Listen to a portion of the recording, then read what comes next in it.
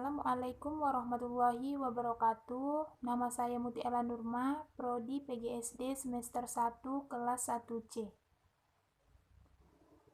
Kali ini saya membuat video menjawab tugas ujian MIT konsep dasar IPS. Soal yang pertama, hakikat dari IPS dan tujuan dasar dari IPS. Hakikat IPS adalah telaah tentang manusia dan dunianya. Bagaimana keserasian hidup dengan lingkungannya, baik dengan sesama manusia maupun lingkungan alamnya. Bagaimana mereka melakukan aktivitas untuk memenuhi kebutuhan hidupnya. Dengan kata lain, bahan kajian atau bahan belajar IPS adalah manusia dan lingkungannya. Pada dasarnya, hakikat manusia itulah yang membedakan manusia dengan makhluk lainnya. Manusia bukan hanya sebagai makhluk biologis, melainkan juga sebagai makhluk yang berinteraksi dengan aspek sosial, budaya, ekonomi, politik, hukum, dan sebagainya. Aspek-aspek tersebut menghasilkan ilmu pengetahuan sosial atau IPS dan berkembang menjadi disiplin ilmu sesuai dengan perkembangan masyarakat seperti ilmu ekonomi, sejarah, sosiologi, antropologi, geografi, dan sebagainya.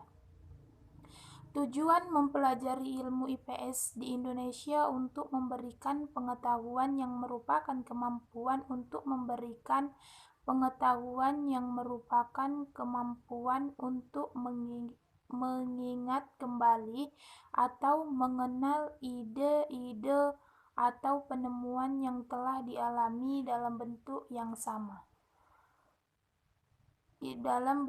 sama atau dialami sebelumnya. Kemampuan dan keterampilan yaitu kemampuan untuk menemukan informasi yang tepat dan teknik dalam pengalaman seorang siswa untuk menolongnya memecahkan masalah-masalah baru atau menghadapi pengalaman baru.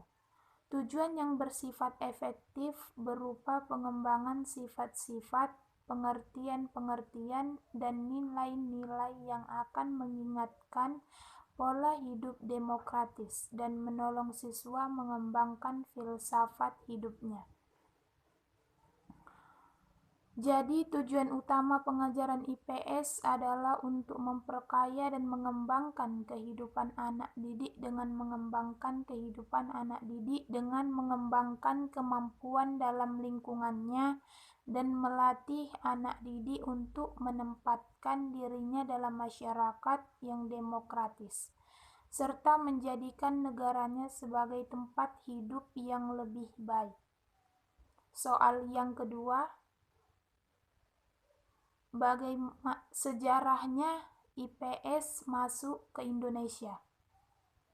Pengajaran IPS di Indonesia pertama kali diperkenalkan oleh pakar IPS pada tahun 1969, yaitu Prof. Dr. Soepartina Pakasi pada SD PSP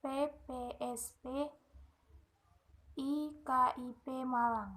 Pada tahun 1971, IPS dimasukkan dalam buku induk Depdikbud. Pada tahun 1972, sudah ramai diperbincangkan dalam rencana pembaharuan kurikulum sekolah di Indonesia. Soal yang ketiga, keterampilan dasar dan keterampilan sosial pada IPS. Keterampilan personal seorang siswa secara umum dipahami sebagai keterampilan yang sifatnya mandiri atau dan terbentuk dalam diri masing-masing siswa. Keterampilan ini bermacam-macam. Ada yang bersifat psikomotor atau praktis, keterampilan studi, dan etos kerja, keterampilan akademik, keterampilan fisik, dan lain-lain. Sedangkan keterampilan sosial meliputi kehidupan dan kerjasama, belajar memberi dan menerima tanggung jawab, menghormati hak-hak orang lain, membina kesadaran sosial. Melalui keterampilan sosial, siswa diharapkan mampu mengelaborasi, mempraktikkan, dan mengembangkan keterampilan personal yang dimiliki di dalam dirinya dengan lingkungan sekitar, sehingga mampu berkomunikasi dengan sesama manusia lingkungannya di masyarakat secara baik. Soal yang keempat, jelaskan 3 konsep dasar sejarah. Unsur manusia adalah pelaku sejarah yang melakukan peristiwa sejarah. Unsur waktu dalam sejarah adalah konsep dasar di mana setiap peristiwa sejarah memiliki unsur waktu kapan peristiwa sejarah tersebut terjadi. Unsur ruang dalam sejarah adalah tempat terjadinya berbagai peristiwa dalam proses perjalanan waktu. Penjelasan: unsur manusia, unsur ruang, dan unsur waktu merupakan komponen penyusun di dalam setiap peristiwa sejarah. Setiap peristiwa sejarah pasti memiliki pelaku sejarah, tempat kejadian, dan waktu kapan peristiwa tersebut terjadi. Soal yang kelima, 3 konsep dasar geografi. Konsep lokasi merupakan konsep yang terkait dengan kedudukan suatu objek di muka bumi. Lokasi terdiri atas lokasi absolut dan lokasi relatif. Yang dimaksud dengan lokasi absolut adalah kedudukan suatu objek berdasarkan posisi terhadap garis lintang dan garis bujur dalam sistem koordinat. Sedangkan yang dimaksud dengan jarak relatif adalah kedudukan suatu objek yang terkait dengan kedudukan objek lainnya. Konsep jarak merupakan konsep yang terkait dengan ruang yang terdapat di antara dua objek, yaitu dibedakan menjadi dua, yaitu jarak absolut dan jarak relatif.